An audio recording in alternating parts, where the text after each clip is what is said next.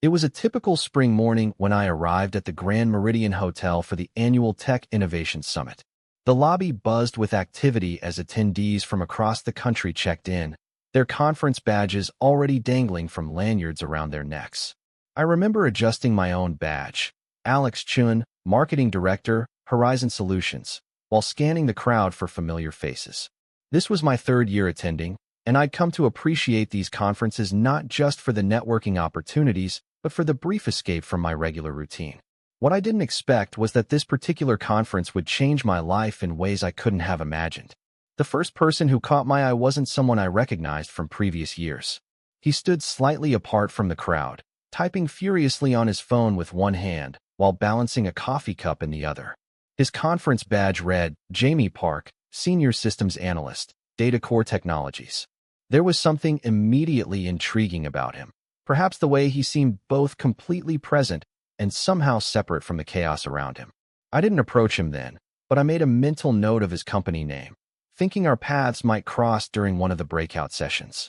The conference officially began with the usual fanfare, a welcome address from the organizers, followed by the keynote speaker, a Silicon Valley veteran whose presentation on emerging AI technologies had the audience alternating between nervous laughter and thoughtful silence. I found myself seated in the third row, taking notes more out of habit than necessity. It wasn't until the first coffee break that I spotted Jamie again, this time standing alone by the refreshment table, looking somewhat lost among the networking crowds. First time at the summit? I asked, reaching for a coffee cup next to him. He seemed startled by my question, but offered a small smile. Is it that obvious? Jamie replied, his voice softer than I'd expected. I'm usually behind the scenes at these things, but my boss insisted I needed more face time with potential clients. Well, consider this your first successful networking interaction, I said, extending my hand. Alex Chun, Horizon Solutions. Jamie Park, Data Core, he replied, his handshake firm despite his apparent nervousness. And thanks for the rescue. I was contemplating hiding in the bathroom until the next session. That candid admission made me laugh. And just like that, the ice was broken. We spent the rest of the break discussing our respective companies, our roles, and our impressions of the morning's presentations. There was an ease to our conversation that surprised me. No awkward pauses or forced small talk. When the bell rang signaling the start of the next session, I found myself reluctant to end our conversation. Which track are you following this afternoon? I asked, hoping our schedules might align. Data security and privacy, Jamie replied. You? Marketing automation, I said, unable to hide my disappointment. But there's the networking reception tonight. Maybe I'll see you there. Jamie nodded, a slight flush coloring his cheeks. I'll look for you. The rest of the day passed in a blur of PowerPoint presentations and panel discussions. I took notes dutifully, asked questions when appropriate, and exchanged business cards with potential contacts, but my thoughts kept drifting back to my brief conversation with Jamie. There was something refreshing about his lack of pretense, his quiet intelligence, and yes, I'll admit, I found him attractive, with his thoughtful dark eyes and the way he pushed his glasses up when he was considering a response. The evening reception was held in the hotel's grand ballroom, transformed for the occasion with ambient lighting and high cocktail tables scattered throughout. I arrived fashionably late, having spent extra time changing into a more casual outfit and, if I'm being honest, making sure I looked my best. The room was already crowded, conversations flowing as freely as the complimentary wine. I scanned the crowd for Jamie, trying not to appear too obvious about it. I finally spotted him near one of the far tables, engaged in conversation with two other attendees. He seemed more at ease than he had been earlier, gesturing animatedly as he spoke. I made my way toward their group, catching Jamie's eye as I approached. The smile that spread across his face sent an unexpected warmth through me. Alex, he called out, waving me over. I was hoping you'd make it. Let me introduce you to Priya and Marcus from Nexus Digital. The introductions were made, and the conversation flowed easily among the four of us, touching on industry trends, conference highlights, and eventually more personal topics as the evening progressed. Priya and Marcus eventually drifted away to mingle with other groups, leaving Jamie and me alone. So, I said, taking a sip of my wine, how did the data security track turn out? Fascinating and terrifying in equal measure, Jamie replied with a small laugh. The latest threats are always one step ahead of the solutions. How about marketing automation? Less existentially threatening, but still complex, I said. Though I suspect what I do would seem painfully simple to someone with your technical background. Jamie shook his head. Don't sell yourself short. I could code all day, but put me in front of a client, and I freeze up. What you do, connecting with people, understanding their needs, communicating value, that's its own kind of genius. I wasn't used to such sincere compliments in professional settings, where flattery usually came with strings attached. Thank you. That's actually really nice to hear. Our conversation continued as we moved from the reception to the hotel bar, finding a quiet corner where we could hear each other without having to raise our voices. Hours passed as we shared stories about our careers, our college days, our families. Jamie told me about growing up in a small Midwestern town, being the only openly gay kid in his high school, and finding refuge in computer science. I shared my experiences as a first-generation American, the pressure to succeed, and my own journey of coming out to my traditional Chinese parents. They were surprisingly okay with it, I explained. My mother's main concern was that I'd have a harder life.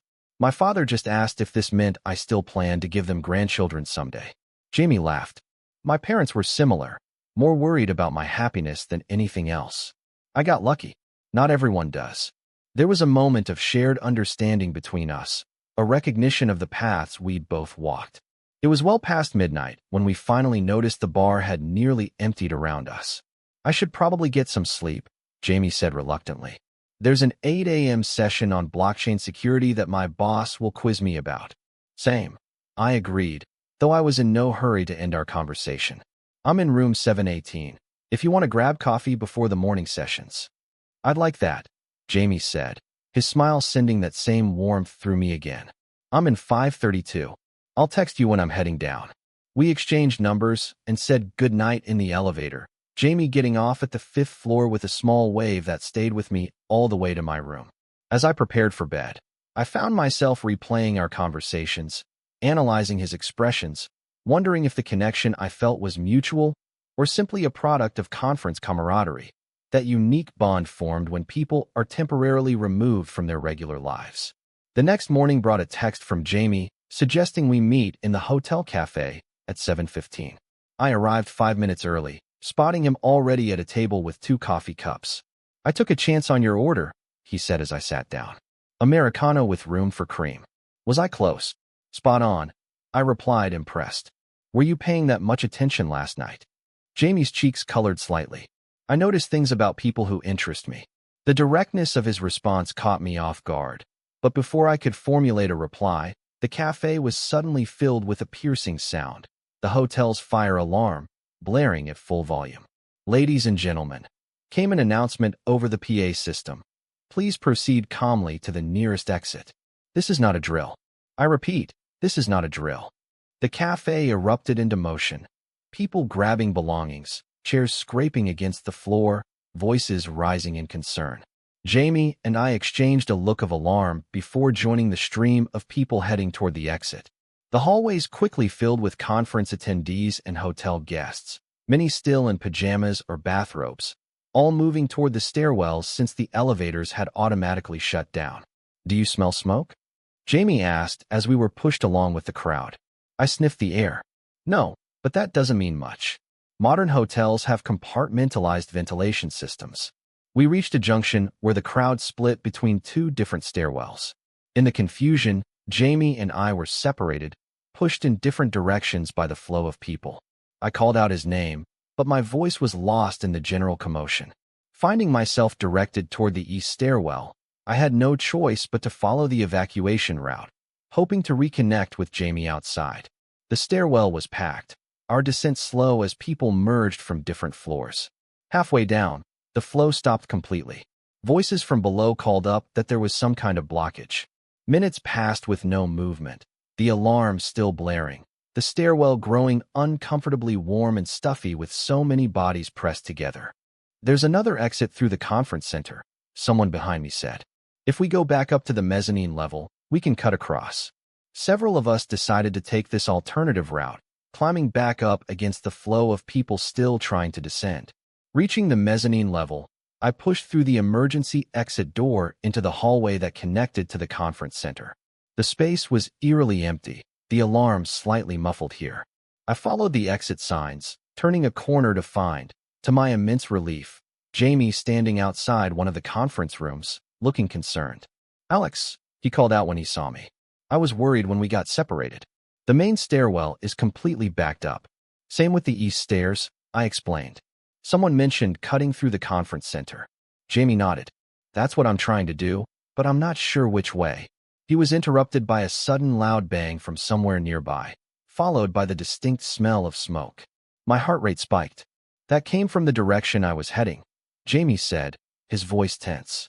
"And the way I came is blocked," I added, looking around frantically. "We need to find another exit." Jamie pointed to a door across the hallway. "That's one of the main conference rooms. It should have another exit on the far side, closer to the west wing." We hurried across and tried the door. It was unlocked.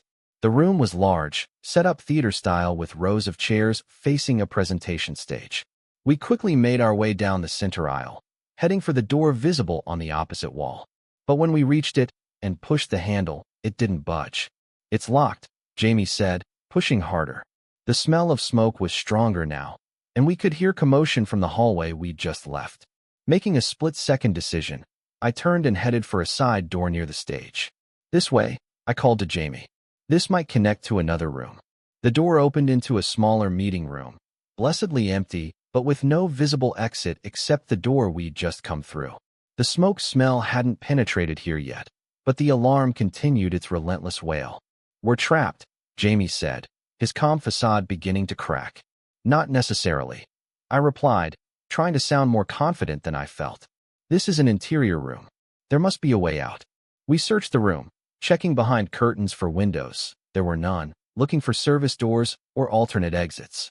Finding nothing, we returned to the door we'd entered through, opening it slightly to peer into the larger conference room. The smoke was now visible, drifting in thin tendrils under the main doors. "We can't go back that way," I said, closing the door firmly. Jamie took a deep breath, visibly collecting himself. "Okay, we need to stay put and wait for the fire department. This room seems secure for now, no smoke, and the door is solid. We should call for help and let someone know where we are." He pulled out his phone and dialed 911, quickly explaining our situation. After a brief conversation, he ended the call and turned to me. "They're aware of the situation. There's a small fire in the kitchen area, but it's contained. The evacuation is proceeding, but slowly because one of the main stairwells is blocked by a service cart that tipped over. They have our location and said to stay put. This room is far from the fire source, and they'll send someone to get us once the main evacuation is complete." I nodded, relief washing over me. "So we just wait?" "That's the plan," Jamie confirmed, moving to one of the conference tables and pulling out a chair. "Might as well be comfortable." I joined him at the table, the adrenaline that had been powering me suddenly dissipating, leaving me feeling shaky. "Some conference, huh? I bet you're regretting coming out from behind the scenes now." Jamie's laugh held a note of tension, but it was genuine. "Actually, being trapped in a room during a fire emergency wasn't on my conference bingo card, but the company makes it worthwhile." Our eyes met across the table, and despite the circumstances, I felt that now familiar warmth spread through me. The alarm continued its maddening wail, but somehow it seemed to fade into the background as we settled into our unexpected sanctuary. "Since it looks like we'll be here for a while," Jamie said, "tell me something I don't know about you yet." And just like that, our impromptu shelter became a space of surprising intimacy. We talked about everything and nothing, our favorite books, our worst dates, our secret ambitions. Jamie confessed that despite his success in tech, he'd always dreamed of opening a small bookstore. I admitted that I sometimes wondered if I'd chosen my career path to please my parents rather than myself. "What would you do instead?" Jamie asked, genuinely curious. I hesitated, not having shared this with many people. "I write fiction. Nothing published, just for myself. But sometimes I wonder what it would be like to pursue that seriously." "What kind of fiction?" "Contemporary romance, mainly," I said, feeling suddenly self-conscious. "With characters who look and love like me, like us. The kind of stories I wished I could have read growing up." Jamie's expression softened. "That's beautiful, Alex. And important. You should share them someday." Maybe, I said, touched by his encouragement. What about you? Is the bookstore dream still active, or has it been filed away? It's in this someday folder, Jamie admitted. After I've saved enough, after I've checked all the responsible adult boxes. You know how it goes. I do, I said. It's funny how we postpone the things that might actually make us happiest. Our conversation continued, growing deeper as time passed. The alarm eventually stopped, though no one came for us yet. Jamie's phone rang once, his boss checking if he was safe. Mine pinged with texts from colleagues who had made it outside, wondering where I was. We responded, assuring everyone we were fine, just waiting for the all-clear. As our second hour of confinement began, our positions had shifted. We'd moved to sit side by side against one wall, shoulders touching, the physical proximity feeling as natural as our conversation. The initial fear had long since faded, replaced by a strange sense of being suspended outside of normal time and space. Just the two of us, sharing truths we might not have revealed under ordinary circumstances. Can I ask you something personal? Jamie said during a lull in our conversation. At this point, I think we're well into personal territory, I replied with a smile. Go ahead. Have you ever been in love? Really in love, I mean. The question caught me off guard, not because it was too intimate, but because I had to really think about my answer. I've been in relationships, I said slowly. Some that lasted years. But if I'm being completely honest, I'm not sure I've ever felt what people describe as being truly in love, that certainty, that bone-deep knowing. I paused, suddenly aware of how close we were sitting, how I could feel the warmth of his arm against mine. What about you? Jamie was quiet for a moment. Once, he finally said. In college. It didn't work out. He graduated and moved across the country for a job. We tried long distance, but eventually, he shrugged. Life happened. Do you regret it? I asked softly. The relationship? No, but I regret not being braver, not taking more chances. His eyes met mine, and there was something in them, a question, an invitation perhaps, that made my heart beat faster. I've been trying to be braver since then. I'm not sure who moved first. Maybe we both did, simultaneously drawn toward each other like magnets finally released from restraint. His lips met mine in a kiss that started gentle but quickly deepened, his hand coming up to cup my face. I responded with equal fervor, months of loneliness and years of guarded emotions suddenly breaking free in this most unexpected of moments. When we finally pulled apart, both slightly breathless, Jamie's eyes were wide with wonder. I've wanted to do that since I first saw you in the lobby, he confessed. Why didn't you? I asked, my hand still resting on his shoulder, unwilling to break contact. Professional setting. Wasn't sure if you were interested. The usual fears. His smile was self-deprecating. Like I said, I'm working on being braver. Well, for what it's worth, your bravery is appreciated, I said, leaning in to kiss him again, more slowly this time, savoring the connection. We were interrupted by a sudden knock on the door, followed by a voice calling out, Fire department. Anyone in there? Reality crashed back in as we scrambled to our feet, calling back to confirm our presence. The door opened to reveal a firefighter in full gear, who looked relieved to find us unharmed. You folks okay? He asked, giving us a quick once-over. We're fine, I assured him. Just waiting it out as instructed. Good call, he said. The fire's been extinguished. It was contained to one area of the kitchen. Most of the smoke was from a plastic cutting board that melted. Everyone's been evacuated, and we're doing final sweeps now. You can head downstairs. They're letting people back in section by section. We thanked him and followed his directions to a service elevator that was now operational for emergency personnel. As we descended to the lobby, standing closer than strictly necessary in the empty elevator, I found myself wondering what would happen next. Would our connection survive outside the bubble of our temporary shelter? Or would it be filed away as a conference anomaly, a story to tell, but not a beginning? The lobby was organized chaos, hotel staff directing guests, firefighters conferring in small groups, conference attendees clustered together comparing experiences. As we stepped out of the elevator, I felt Jamie's hand brush against mine, then deliberately take hold, his fingers intertwining with my own. I looked at him, surprised by the public gesture. Being brave, remember? He said with a small smile. I squeezed his hand in response, a warmth spreading through me that had nothing to do with the lingering excitement of the emergency and everything to do with the man beside me. The rest of the conference passed in a blur of rescheduled sessions, excited retellings of the fire incident, and stolen moments with Jamie. We attended different tracks during the day, but met for every meal, every break, and spent our evenings exploring the city together, learning each other's stories, preferences, and dreams. By the final day, what had started as an unexpected connection had blossomed into something neither of us wanted to end. We sat in the airport together, our flights departing from different terminals, but scheduled close enough that we decided to share a ride and final coffee. So, Jamie said, stirring his latte absently, Chicago to Boston isn't that far. A 2-hour flight. I agreed, hope rising in my chest. Practically neighbors. And there's video calls, and weekends, and holiday time. He looked up, his expression a mix of vulnerability and determination. What I'm trying to say, not very smoothly, is that I want to keep seeing you, Alex. This doesn't feel like something I'm ready to file away as a nice conference memory. I reached across the table to take his hand. I was hoping you'd say that, because I feel the same way. Whatever this is between us, and I think we both know it's something special, I want to see where it goes. The relief on his face was palpable. So we're doing this? A long-distance relationship. For now, I said, the beginnings of a plan forming in my mind. But you know, Horizon Solutions has been talking about opening an East Coast office.